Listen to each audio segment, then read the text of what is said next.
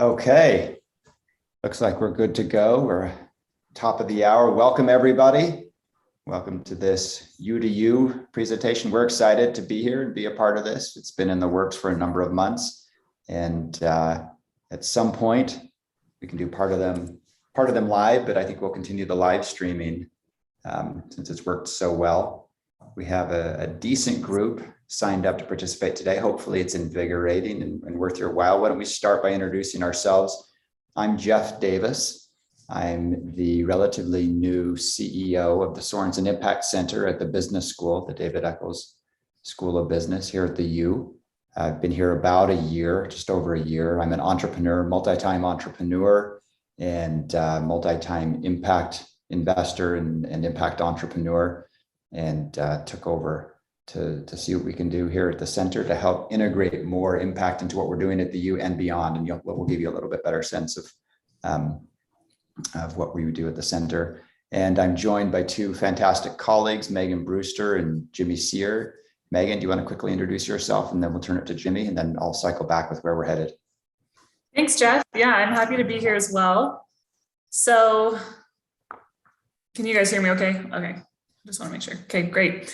So I am a staff member here at the center. I work as a project director for the project that we'll be talking about today, and I'm also a communication strategist on our team. So I work in both our comm side and our policy work. And before I joined the center here, I've also been here about a year. My background has been working with higher education institutions and healthcare systems and other types of organizations on different social impact initiatives to improve quality of life. So a lot of my work focuses on helping people achieve economic mobility.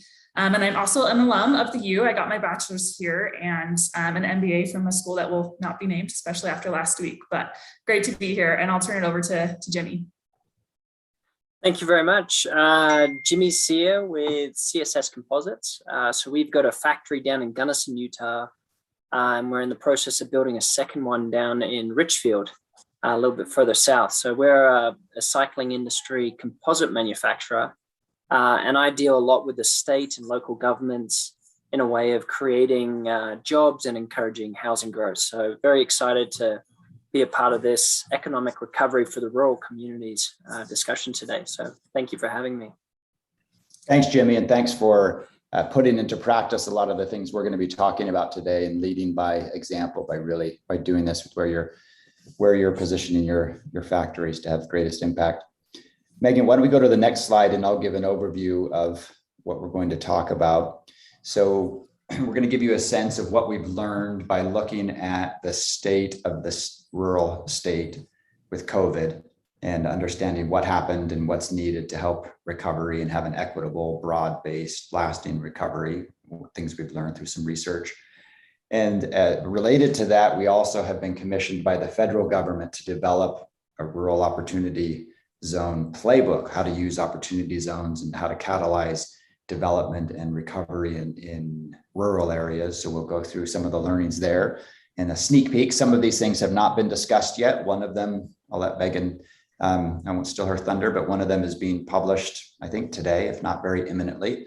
So we're giving you a sneak peek of those things. And then we're going to have Jimmy respond to what we've talked about kind of from his perspective on the ground, with his fingers dirty, literally, with carbon and grease on them with these bicycle wheels. And then we'll open it up to Q&A. But before we do that, let me give a little bit more background on us in the Sorensen Impact Center. That you may recognize, we call it the White House. It's up in Fort Douglas. That's our headquarters. We also have offices in the business school. We're a team of about 35 professionals and about 75 students that do a variety of things. We work across the campus, across the state, across the country, and throughout the world. In the essence, summing it all up, next slide, Megan, summing it all up, here's what we do. We help organizations achieve their impact vision. So organizations that may know exactly what they want to achieve, but need some help getting there, we help with that. Organizations that don't know, but want to figure out what their vision is and then work on it, we help them get there. And we'll talk a little bit more about how we do it. In essence, we do three things. First, we connect capital to social and environmental solutions, scalable solutions to social and environmental problems. And we have an impact investing arm If you've heard of impact investing, in essence, investing money with an expected return that is both financial and social and or environmental. So we seek a double or a triple bottom line with our investments. And we have a number of funds that we run, and we do the investment work for a large family office that's 100% committed to impact investing. We source the deals, do the diligence on them, negotiate them, structure them, and then manage them afterwards. We've done about 70 impact investment deals, which is quite large. And we use the students for a lot of this. It's very, I'm, as you heard me mention at the beginning, I'm a former impact investor and have run a number of funds, some quite large funds. And it's as cool and awesome and exciting as impact investing is these days, it's still hard to get people with experience. And so part of what we do is we train students in experience to actually get them the experience. So they're integrated through the impact investing side. Go back one, Megan, sorry.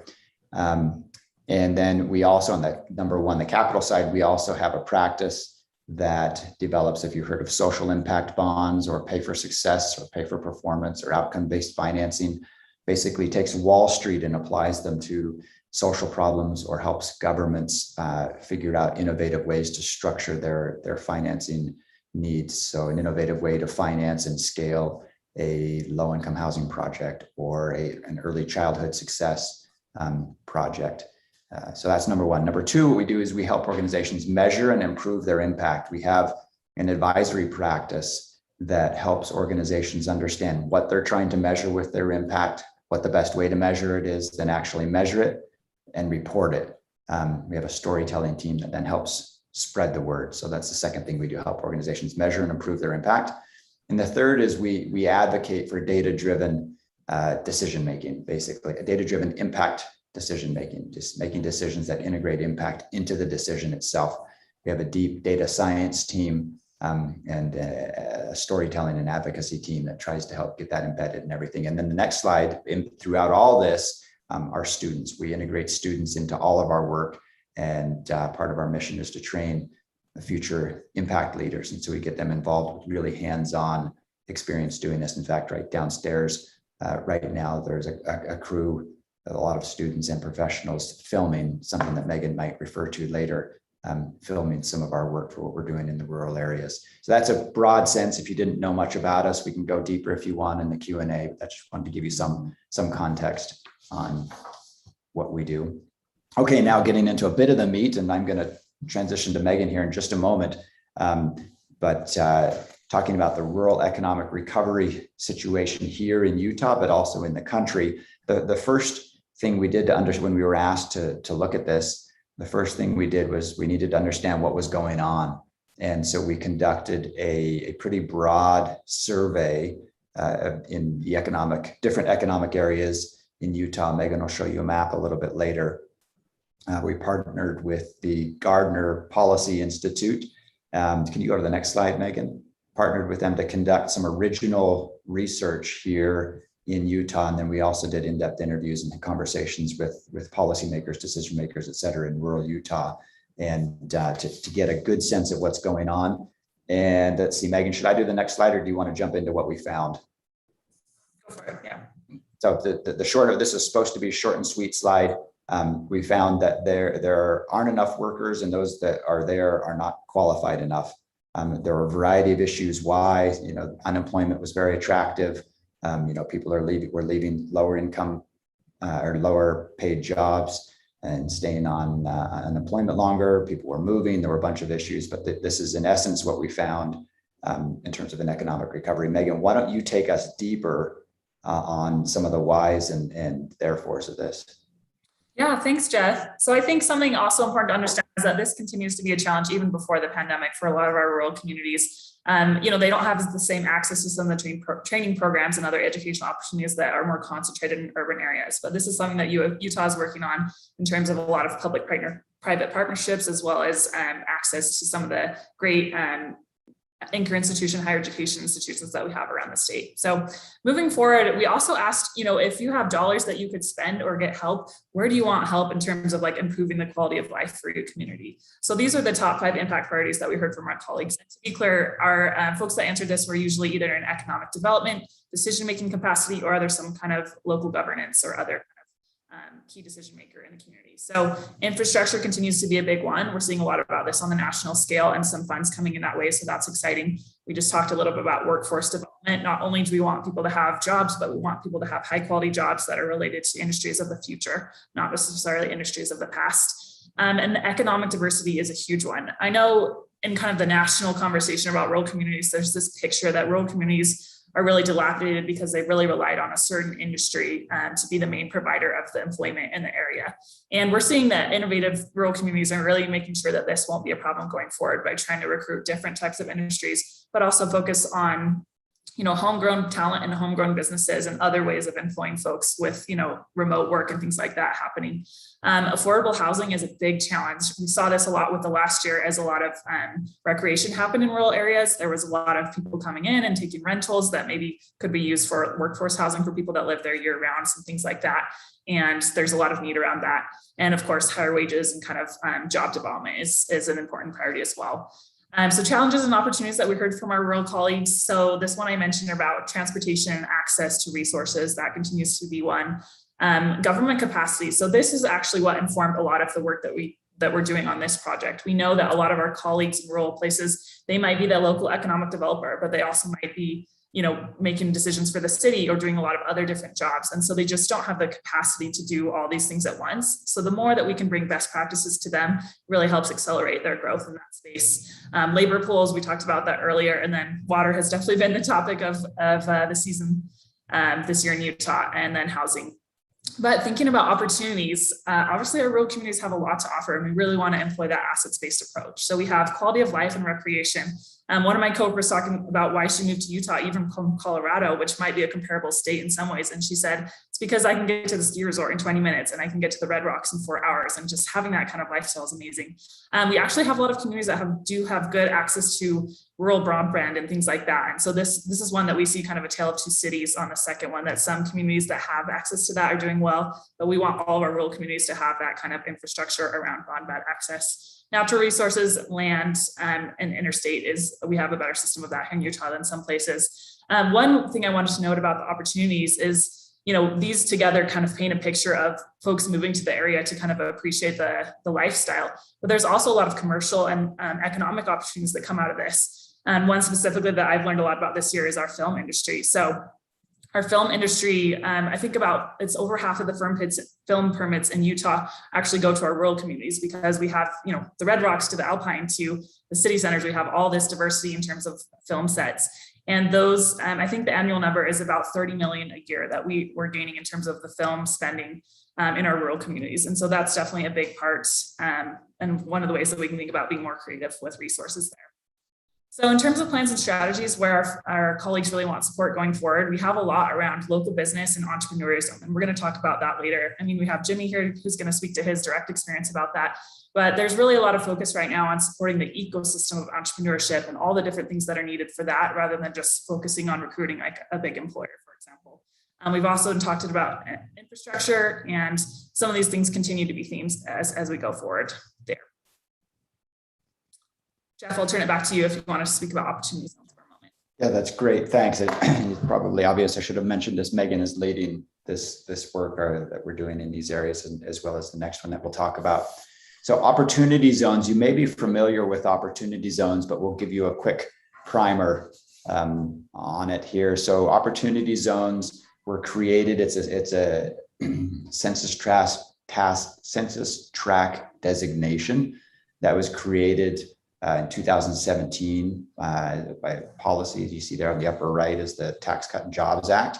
And in essence, it created areas, geographic areas, special opportunity investment areas where an investor, the idea is to attract investment capital to distressed, overlooked, under-resourced, et cetera, communities, and using the tax code to do it. In essence, it's basically either deferring or maybe even reducing capital gains. So if an investor has capital gains that have accumulated, they can reinvest them in an opportunity zone and at a minimum defer those capital gains. But a lot of times, in a lot of ways, they can be reduced and sometimes eliminated.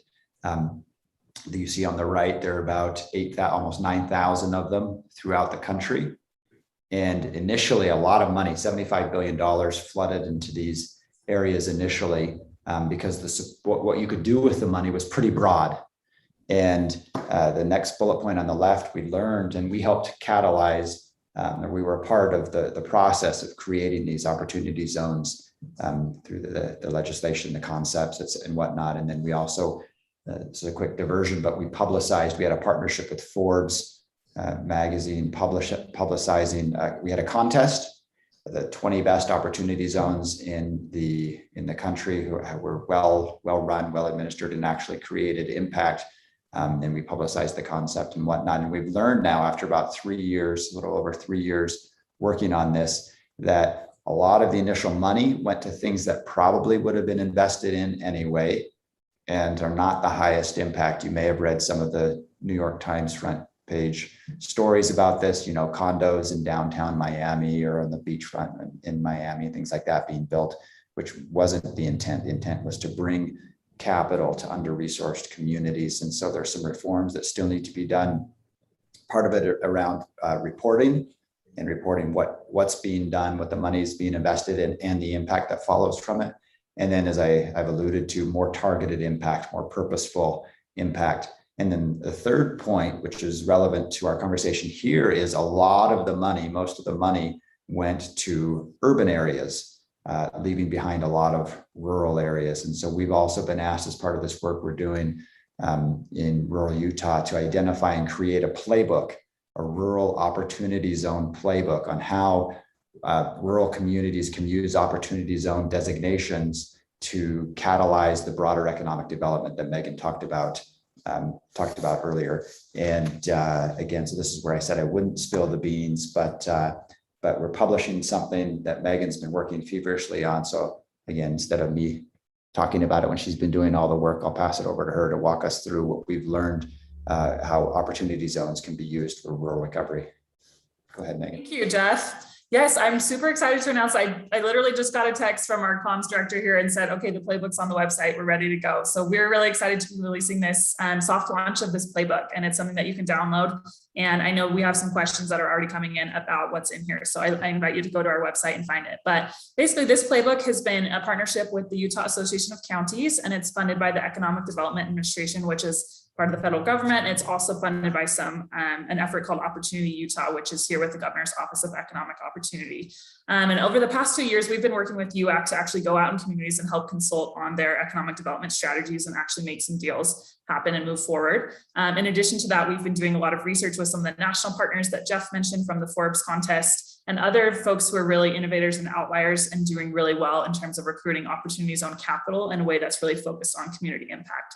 So I'm really excited to share that we have that published today. And then we'll be taking the next few months to actually go around to different communities here in Utah and road test some of these principles. So I'll speak to that later. But I did want to share a little bit of what the playbook lays out. So we mentioned that the problems we're trying to solve here is making sure that the investment capital that can come from opportunity zones is actually providing community benefit. We're also trying to make sure that our community staffers who are doing so much really have the resources to know what their strategies should be and execute on that. So this playbook actually lays out a 6-step process that really is what we would recommend that folks follow. So first of all, planning for impact, making sure that this money is actually going to really solve a need in your community, whether that's affordable housing or a childcare center or any other kind of creative way, and making sure there's some really good tools in here that you can actually plan and measure that impact. Second is building your team. A lot of folks, we're seeing a certain organization or a certain individual kind of take the lead as the opportunity zone task force leader, and then recruiting other types of advisory groups and other players who maybe have money or institutional power or influence to share, and kind of making sure everybody's on board with that. The third, this one I want to take a moment to pause on. So laying the foundation in terms of understanding investors and capital stacks. One of the things that we've learned as we've done this work over the last couple of years is that a lot of communities think that having an opportunity zone itself is enough to actually recruit in that capital. And they think, kind of a generic parcel of land is actually going to be enough to recruit investors. But if you think about the investor perspective, there's more than 8,700 of these communities across the nation, and they're looking for where their money is going to go to work the most. And so we really want to help communities be really attractive and prepared for that investment money before they actually go out and connect with investors. And part of what we do in this playbook is actually lay out, okay, here's the different kinds of investors. Here's a different kind of funds. Here's a different type of projects that investors are focused. And here's what we call like the capital stack about how different types of investment fits together to actually make a deal happen. Sometimes there's a philanthropic partner that needs to come in and take a little bit of the risk before an investment partner might be willing to step in. And we have a lot of differences in the type of investors that we see. We have impact and community focused investors who are really focused on both the returns and the impact in the community. We have local investors who might be someone like a local business person who recently sold their business and they really want to make sure that their town is thriving. We also see returns-driven investors that are maybe really focused on just the financial stability that could come with a high-impact project in terms of the money, and other kinds of investors as well. So really focused on helping communities understand these different types of investors to make sure that they're prepared for those conversations going forward. We have had a question already about incentives. So we're finding that opportunity zones are most attractive when they're also stacked with local incentives, and we can speak to that. And then finally, making sure that you have a community vision and that's communicated, as well as specific projects for investors to invest in. And then finally getting to that marketing and investing, relationship building there. So that's the process that we lay out in the playbook. There's a couple other key strategies that we've really learned through our national partners who are working in this space. So these are some of the things that we think every community should do to be successful. So first is having a quarterback organization to lead out in this. We see in some states, there's been a specific nonprofit that's been created for this. In other spaces, it's been maybe a task force that's been created with some of the government, as well as anchor institutions, things like that. But having an organization that can make investors feel confident that someone will answer their questions and know what's going on is really helpful. Second, we've seen a lot of power about the local investors. So there's a lot of news out there about big national investors. But what we've found is a lot of opportunity zone projects are really backed by someone who really cares about that community, who maybe headquartered their business there and sold it, who maybe has been there for generations. There's a lot of power, and it maybe take, we always talk about those 3 degrees of separation to find that person, but they're probably in the community, which is really exciting. The third one is identifying a cohesive community brand. So this one, I wanted to share a really cool example that we've come across and that's featured in the playbook. So there's a city called Kentland, Indiana. And there was a man there who's named Mike Davis, and he actually had an alfalfa business that he sold a few years ago. And he noticed that before the Great Recession, his community was really growing and there was a lot of people moving in. But after the recession, they actually lost about 40% of their workforce. So the city was really becoming a hard place to live because they were really dilapidated in a lot of ways. But once the opportunity zone policy came out, he really saw it as an opportunity to catalyze some conversations about what that could look like, what revitalization could look like. So he was able to work with the city council and some of the folks from Purdue University who are on a rural task force with the governor there to actually create some impact around opportunity zones in Kentland. So we just found out they have a really exciting project that they've already recruited several investors for that's focused on a multi-generational wellness campus. So it's going to be cohabiting childcare, senior living, and medical care all around this kind of city center park that they're going to revitalize there. And he thinks this is really going to help people show that Kentland is moving boldly forward, which is their city motto, and that it's going to be really a focus on showing people the quality of life that they can have there. So that's an example of how, one determined individual has really been able to make a change in their community. And we're seeing stories like this. There's a lot of press about kind of the negative players in opportunity zones, but the playbook has been really, honestly, a joy for us to write because there's a lot of folks who are, focusing on the communities and really taking impact into their own hands. And then the other two here is just focusing on understanding investors and then focusing on specific investable projects rather than kind of a general community brochure to go forward. So Megan, really quickly, sorry, before we go on, go back one. I'm going to put you on the spot and take a risk here. Do you know enough about the Brigham City initiative and the revitalization of downtown and whatnot to share, just to bring a local example of what happened there and how, one person decided he was going to make a difference and what happened? Yeah, that's a great example. Let's speak to that one as well. So Brigham City, we all know it's just Peach Days just ended, I think, there, which is one of the reasons we know it. But there's a couple in Brigham City named Dave and Donna Walker who recently acquired a building downtown in Brigham City. I think it's called the Union Block Building or something. And they decided they really wanted to see that building thrive and make it into kind of a community space. And so thanks to opportunity zones, they were able to get a really good investment profile to make sure that they could do that. And they're actually rehabbing this building themselves. So when we launched this project last year in October, we actually had some of the national government officials around opportunity zones come out and give a tour of that building and kind of speak to that as an example of how opportunity zones can really change the face of downtown and other places. So yeah, we're going to follow up with them hopefully soon. We actually have a film about that on our website if you want to look on our Vimeo or our website. But I love that story as well, Jeff, because I think it speaks to just the heart of the community, which is what rural communities in small town Utah and the nation is known for, right? Is that community feel. So yeah, thanks for bringing that one up. Yeah. So like I mentioned, our next phase of work here is we're actually going to be going out to different associations of government. And these are kind of like counties that have banded together to develop a regional strategy to stress test the playbook principles and actually just assist them in other ways. So we found that opportunity zones sometimes lead to actual opportunity zones deals. In other ways, the conversation leads to other types of investors and just kind of creating that readiness for investment and attracting private capital in communities. So I also wanted to say that we're still testing the principles in this playbook and recruiting collaborators and feedback. And so I have my email at the end of this, and I'd love to have anybody reach out if they're interested in speaking up or sharing a case study or being involved here. So turn it back to you for a minute, Jeff. Great. So that's been rapid fire. As you can tell, Megan is deeply steeped in this. And is highly capable. So we just tried to get some information out there, and we'll go deeper in the Q&A. But before we do that, we want to talk a little bit about where we go from here. So we gave a quick sense of the research that we found in rural areas, what's needed, what the biggest impacts are, et cetera. Quick overview of opportunity zones, which is a tool that can be used in rural areas. And now we thought we'll talk about how we put all this together to turn it into even more action and to catalyze even more action. And we have kind of a 5-point plan moving forward. Megan, since you're again the author of that and leading that, why don't you take that forward unless you want me to? Yeah, I can speak to it. So I asked some of my colleagues who I've been working with on this project with about kind of what do they think needs to change to make some of these things really happen in rural America, in addition to what we talked about. And right now is a really exciting time. There's a lot of federal money coming, and we want to make sure that it's actually spent in the most impactful way. And so, we want to leverage policy momentum and think about things like opportunity zones and all the ARPA funding that's coming out to make sure that we can meet the needs that are here, because it's a unique time. Our program officer actually from the EPA told us that they have a 10 times their normal size budget over the next 2 years, which really speaks to the unique moment that we're in. Second, we've talked a lot about kind of homegrown talent and entrepreneurship. And Jimmy's going to speak to that from a personal experience shortly. But one of the other big things we're working on is supporting entrepreneurial ecosystems. So Jeff mentioned that we're filming a series of courses right now that are focused on supporting different facets of the ecosystem. And these will be public access short courses that'll be about 2 hours each, available on our website.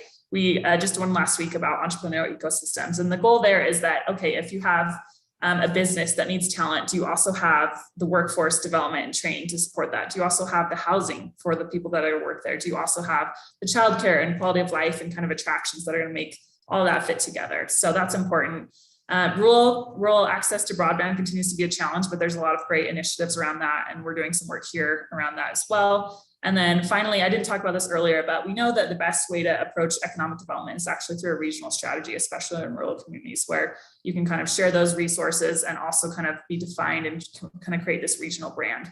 So that's some of the approach that we're taking. And then finally, Utah has been known as a less diverse state in the past, and that's created some challenges for outside attraction of investment. But going forward, we know that some of the demographics are changing, and we want to support that and welcome that and make sure that people are supported in the way they need. So in terms of going forward, that's a little bit about us, but we'd love to turn it over to Jimmy now to speak to his personal experience, both pre and during COVID and currently as an entrepreneur on the ground. So we'll. Perfect. Thank you very much. And I think you did a great job explaining the issues and it's a constant issue. And this is pre and post pandemic that we've seen in these rural communities is, as you can probably tell from my funny accent, I'm not born and raised in Utah. And I came to the state because it's extremely business friendly. And even though Opportunity is one program, the state of Utah has an amazing sort of business support network here.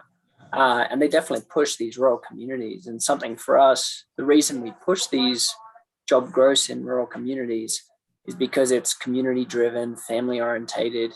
Everyone wants to work hard. And we actually find there's a lot of people who they have family in these rural communities. They want to live there, but there's no work or there's no housing, or it's kind of both. So that's what we see down in Gunnison, in Richfield. And we work with the city councils a lot. And that's something which gets quite interesting is we push a way of going, okay, we need to build a new factory. So we work with the city. Where's it going to be impactful so people know where we are? But then on top of that, okay, well, we're trying to build up to 100 workers in Richfield. Well, housing, they're already short of housing. So now Richfield's got 9 housing projects, which we support to get those off the ground. And then with that going in, it's, okay, is the schooling enough from high school they got Snow College down there. And then on top of that, it's childcare. It's kind of once you start digging into it, it's like peeling back an onion. It's more and more layers, and they all help each other. And something you talked about is the diversity in the economy is in these rural communities where it might have been mainly farming in the background or in the past, in the history. So you're trying to change these communities to give them more of an opportunity of sort of jobs or careers that they can move into. And we see down in Richfield, we can get very good support from the local high school and Snow College down there where they go, okay, we have students, we have the facilities. What do you need for employees? What training do you need? And that's something I think that's very unique. And Richfield's got a very nice size opportunity zone down there, which is definitely helping these housing projects come forward. So I was actually making some notes as you're going through your presentation. And yeah, the big one for us is we need to make sure there's enough housing. And then it's also promoting the lifestyle. It's very different to living in a city. And Richfield, I love because the amount of money they're putting into trail networks for horse riding to buggies or UTVs to mountain bikes, like their mountain bike trail system is just insane now. And they're building more and more into it. So that's where the state government helps with the outdoor and recreation office. They're helping that local government go, okay, what do you need? And they're developing it. So as these rural communities develop and I call them natural resources, from hot springs to trails they're able to use that as a lifestyle mechanism to attract people there. And then that's why we're there. We can ride from our factory and go hit some of the best trails on mountain bikes you can imagine. And it's 1 to 2 miles away from us. So, and that's what's important. So I love farming networks or communities. You have good groceries or you have local farms you can get CSAs at, you get fresh milk, and it's a different lifestyle to a city, and nothing wrong with the city, but I think it's important that we reconnect with nature in that manner. So I thought that was interesting when you talked about lack of workers and qualified workers. It is an issue, and that's something they do work on, but there's also that other aspect of it's hard to quantify how many people want to live in the communities if there was enough work and enough housing. So it kind of all ties in together, and that's where these type of impact investment funds are so important for these communities. So, and then when you're going through all your infrastructure workforce development, I came back to that lifestyle is important for it. But something else you mentioned was transportation for these businesses moving into the area.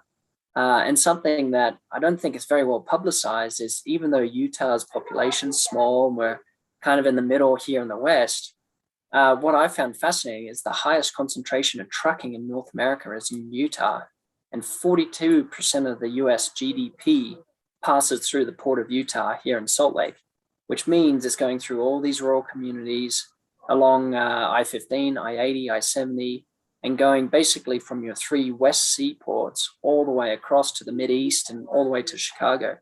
And I think that's something that Utah has, this amazing uniqueness where you're taking 3 ports, you're converging them into sort of a single hub of transportation and sending them. So that's where our rural communities could definitely help develop that infrastructure, but provide jobs and more growth. So Utah is a very unique place, and I like that we have so many natural wonders, from state parks to national parks. And everybody who I've ever met living in Utah, man, they get outside in all weather. It's amazing. Everyone loves to go camping, or whether you're into hunting or cycling or fishing, anything. So and that's important. So yeah, I love to be set up here. We have a couple businesses, and I hope I can answer any questions if anybody's got any. Jimmy, that's great.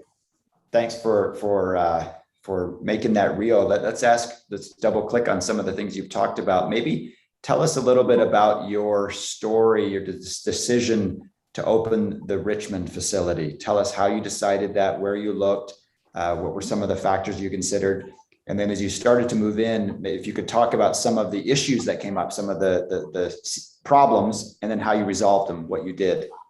Absolutely. So we have a business compound there's 5 businesses in a business compound in Gunnison, Utah. And that sort of community of businesses there actually employs a little over, it's probably 1,000 employees now for a tiny little community. And for us, as we grow, we need to be able to tap into a larger employee pool. And Richfield is just a little bit further south. It's kind of on the perfect connection of I-15 and I-70, I believe it is. And it's a great community where the city council, I have to give a shout out to Mayor Ogden, because he was so good at sort of pushing the community as a good place for us to set up or expand into, because the cost of living is good. We actually pay higher than the median wage for that area for the jobs we produce, but at the same time, it's helping them because it's bumping up their median wage. So it's for your cost of living, it actually works out very well for the community and for us, because for us, our employees can have a lower cost of living in Richfield while we're paying them above the median, so they can live quite well in these rural communities, and the lifestyle supports it. So we work so closely with the city council, and they're about to change over mayor later this year. So Mayor Ogden's unfortunately stepping down from his tenure, but he's done a great job. And a lot of these communities have very good mayors and very good city councils who they're 100% not in it for any money, because they get paid not even pennies. They get paid nothing. But what they're doing is purely service to the communities to try and make them better, to try and make them successful and encourage business growth. And so we moved to Richfield because we have access to a university and a high school. It's a much bigger population than Gunnison is. And we're kind of tapping out the employee pool there in Gunnison now. So it just gives us a bigger reach. And we're now in the center of town. We're right next to Walmart. So it's like someone can now go and get a job at Walmart. There's Ace Hardware, or we're right next to it. So you can get into some manufacturing. So it's quite a unique facility down there. And you're right in the center of Utah. So it's a good transportation area. That's great. Thank you. Megan, anything to add before we go to questions? Yeah, Jimmy, I think we didn't quite define exactly what your business produces. So could you just speak to that and your experience during COVID and kind of how that market has changed for you as well? Absolutely. So we're actually a fairly new company, CSS Composites. So what we've actually done is we manufacture mostly bike wheels, high-end composite bike wheels, but we're not a forward-facing company at all. So we're actually an OEM manufacturer. So what that means is a majority of your bike products are actually made in Asia at the moment, and they use traditional epoxy types of resins to make your composite parts. So we actually developed a new way of making a composite, not using epoxy. We actually use nylon polymers, so we can cut the processing time down from about 4 to 5 hours to about 8 minutes. And now we can actually make the product recyclable. So most composite parts, whether it's in the cycling, automotive, aerospace industry, once it's at end of life, meaning you've damaged it, it's cracked, it goes in the landfill, we can actually take that damaged product back and remake it into other products. So this gives us advantages. We can be quite price competitive with an Asian factory, and it's 100% made here in Utah, but we use a third of the electricity. We produce no emissions or no carbon dust, which is an issue in composites, and we're fully recyclable. So you can take our product and reuse it. So that's where we're quite different. And then with the cycling products we make, they have quite a few advancements in the way they perform in the industry. And with the pandemic, it's an interesting time because we've been going and developing this for quite a few years, and we're really only just starting to come to sale as the pandemic hit. And what's interesting is its supply chain issues are crazy. So there's some supply chain issues that coming out of Asia for the cycling industry, for example, is you're at 500-600 day lead times out of the factories, which is why you go to a bike shop and you can't get anything. It's nothing there. And so it's going to have a few effects on the industry, and it's going to calm down at time. But what we're seeing is a lot of companies going, wow, I can't even travel to the factory to go check on the quality of my product getting manufactured. And it's these lead times. And we're seeing a lot of push of these brands wanting to relocate, or not all, but at least some of their assembly or manufacturing process away from Asia and back into Europe and America. So it's an interesting transition in the industry because of the pandemic. I think a lot of people were like, oh, we're quite vulnerable. So if this does happen again, it's going to change. So it's kind of a double-edged sword for us, because supply chain issues mean we can make as many products as someone wants. We're not a bottleneck. The bottlenecks are the other parts of a bike. So we're not the part missing off a bike to sell a bike, is another way of doing it. So that's kind of a negative for us. But on the positive, more people are going, oh, well, we can look at moving manufacturing out of Asia and move it to Utah. And now we're making a Utah-made cycling product, which is being sold already all through Europe. It's all through America. And ironically, we're sending products we make here in Utah to Asia to be put onto bicycles, packaged and sent back to North America to be sold into the market. So that it kind of shows you an interesting twist of supply chain that's happening. So it's an interesting time to be in the industry. And yeah, we're very lucky to be here in Utah. We're lucky to have you here. Megan, anything else to add? Yeah, I think we can jump into some Q&A if that works. Yeah. Great. Well, we have a couple of questions that have come in, and you can submit other questions to the chat function, and those will get to us here. Let's see. So one was, this is probably a question for you, Megan, the current initiatives the state has for rural economic development. So above and beyond opportunity zones, what else is out there? And maybe if you don't list specifics, maybe you can point somebody to a website or a resource they can use to learn more about those.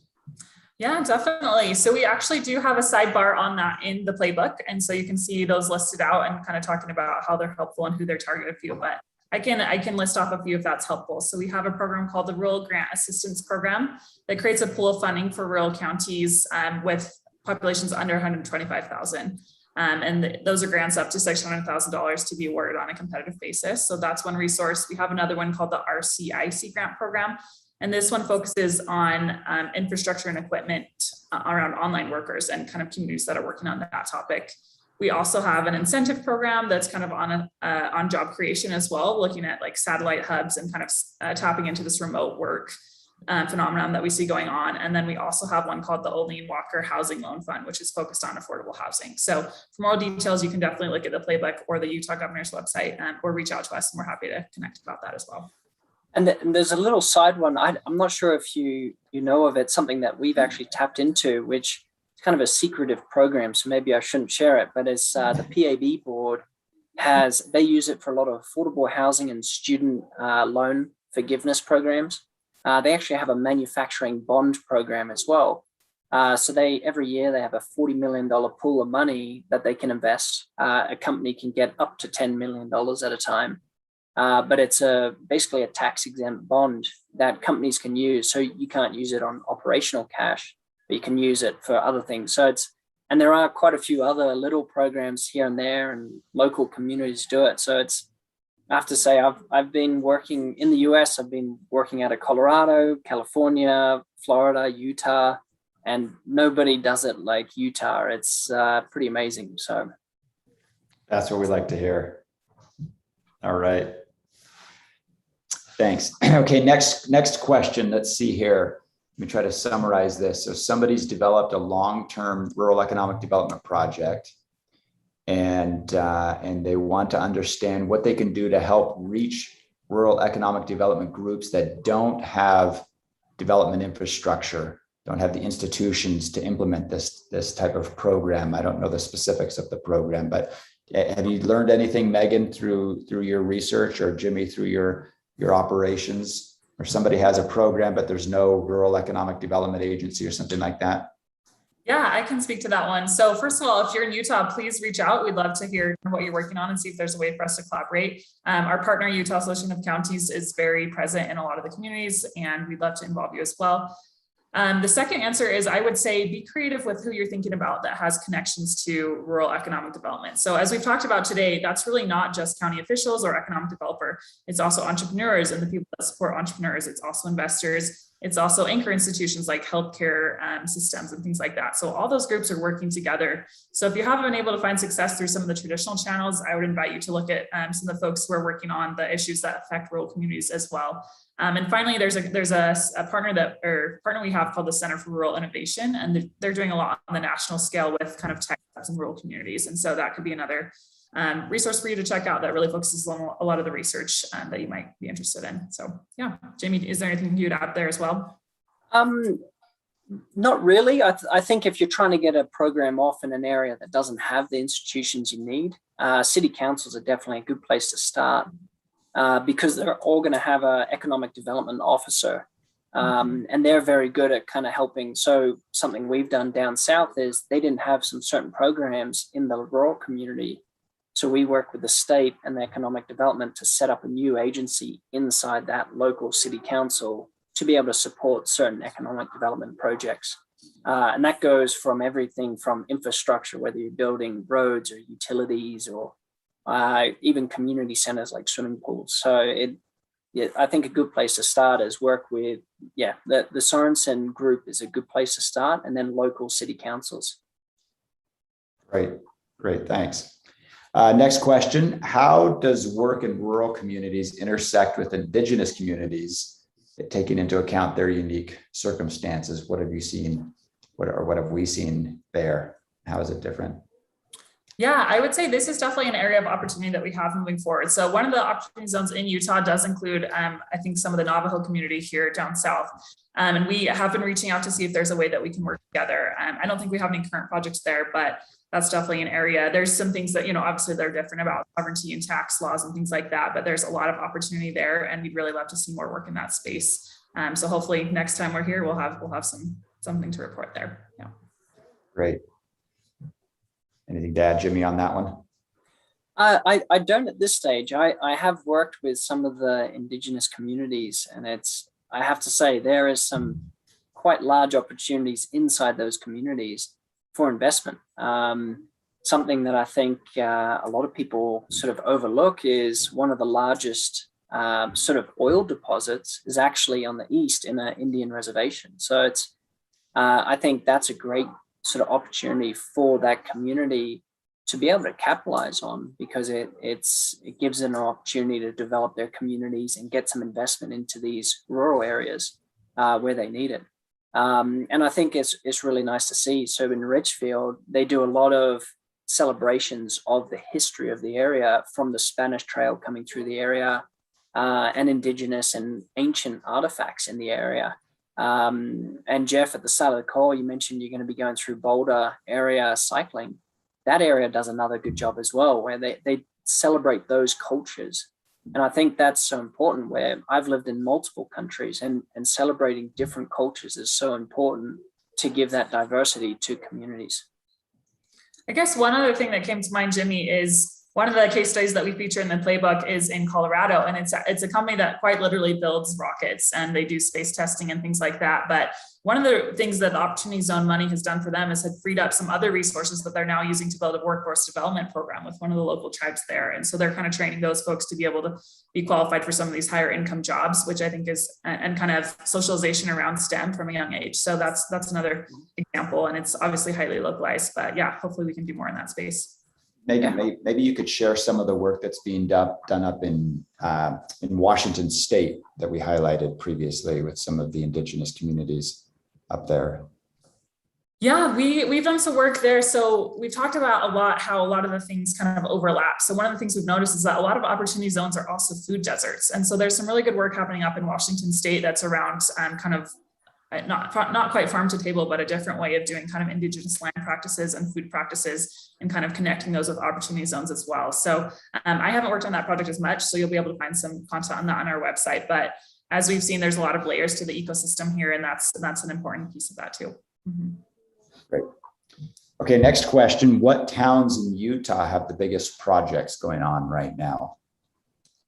That's a great question. I would definitely have to look at the list, but like I mentioned, our next phase of work is we're actually going out to a lot of these communities to kind of do some of those site visits. But I can say we've seen some really cool projects happen. We've seen, a lot around starting businesses. We've seen a lot around affordable housing, tourism, kind of recreation opportunities. We've seen projects around, like we talked about in Brigham City, the kind of Main Street redevelopment.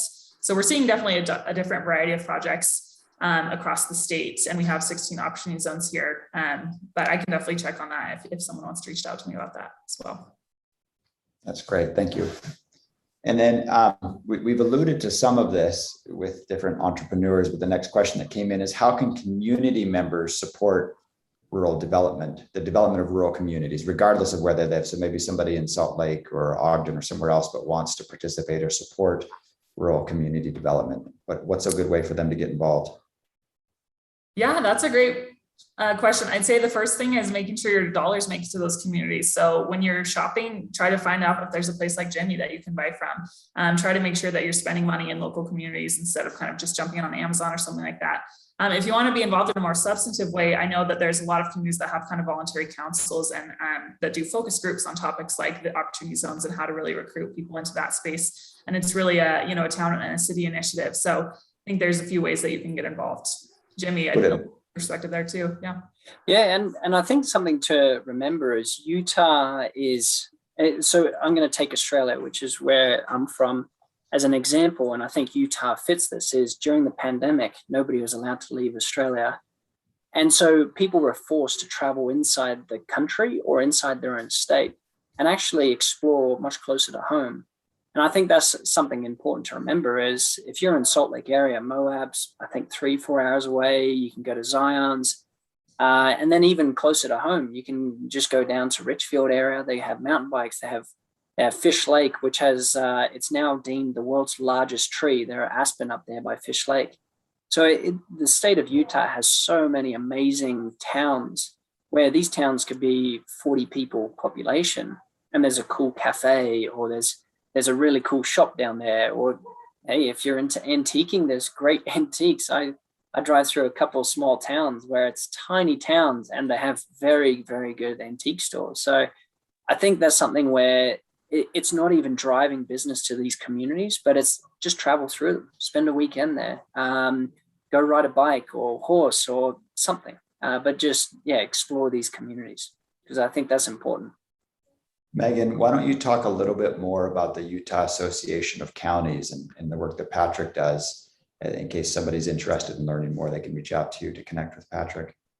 Yeah, absolutely. So UAC is a great partner, and they're really the folks who are kind of on the ground in these different communities. So they spend a lot of time driving around the state, being present with the different decision makers. So they're a membership organization, so counties can pay in to be part of their association, and they do various conferences and kind of training opportunities. They're also really kind of the intermediary between a lot of the state programs and incentives and local communities. So making sure you know how to access those, making sure you know how to use those and structure those in the right way.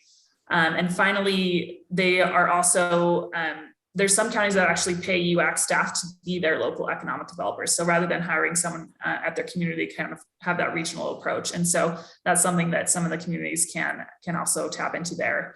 And yeah, I think their logo's here. You can visit their website as well, but they've been great partners in this work and are very connected with opportunity zones nationally, as well as the efforts in the state around various private and economic development. Great. Thank you. Okay, last question. What are some advantages that investors can look forward to when they're trying to move their capital here to Utah? Let's take that in two parts. That's one, if you can talk about opportunity zones, Megan, and maybe even rural opportunity zones, and then more broadly from what you understand. And then Jimmy, you can talk about from your experience coming. Right.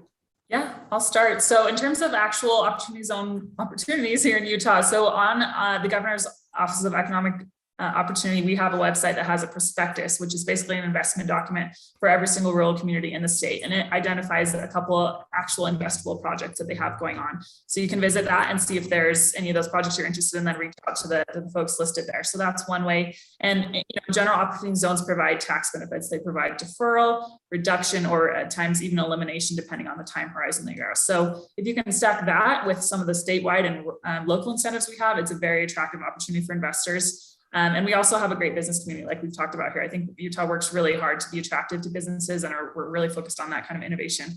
And Jimmy can speak to that. I'd love to hear your perspective as well, Jimmy.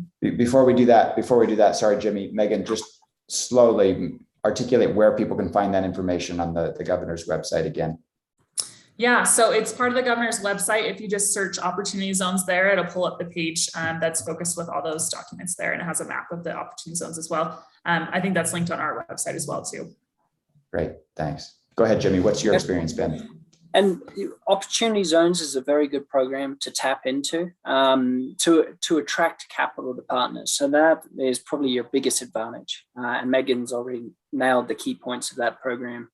There are also some very good tax credit investment programs you can tap into as well, which they're not as lucrative as an opportunity zone. But if you're in an area which it doesn't get covered by these opportunity zones, these programs then cover you. So really inside the state of Utah, you can get an advantage of investing in this state, basically, no matter where you are. And then if you can tie it into opportunity zone areas, then that becomes key. So, and they can adjust them. And for an investor, it makes a lot more sense to invest here because the company has you have good state tax levels, you have good employee, like cost of living, cost of employees, cost to run a business is extremely competitive in the state of Utah. And then you get these added tax benefits. It would be hard to find a state in the US which is as competitive. And I believe state of Utah's, I think it's 9 or 12 years, something like that, in a row where it's the strongest economy state in the country. So Utah by far is the best economy, a standalone economy. So that's something to keep in sort of the back of your mind as well as you invest. Thank you. That's great.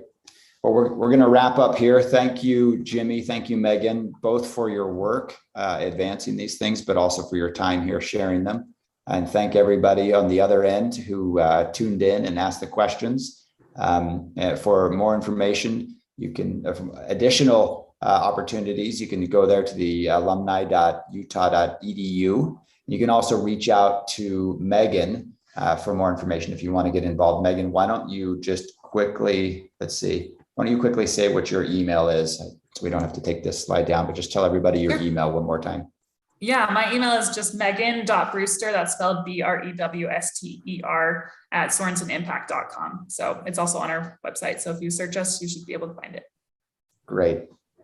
Thanks, everybody. Any last words, Jimmy or Megan? Thank you, everyone, for your time, and thank you for having me. Thank you. Thanks. Thanks all.